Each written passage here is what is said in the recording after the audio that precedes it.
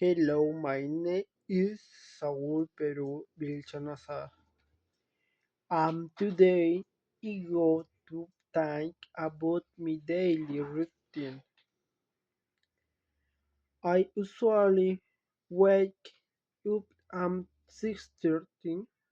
I take a shower, get dressed, and have breakfast. Then I go to work in the morning. After work, I come back home and have lunch with my family. In the afternoon, I go to Segel for my class. During class, I pay attention to the homework.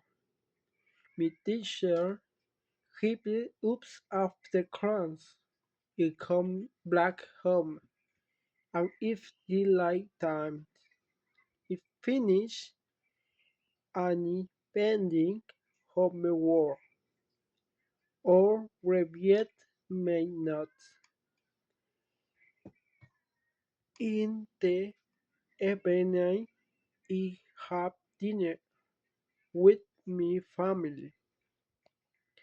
After that, I watch TV or read a book for a while. Finally, I go to bed at around 10:30 because I need to read well for next day. Thanks me daily routine. Thank you for watching.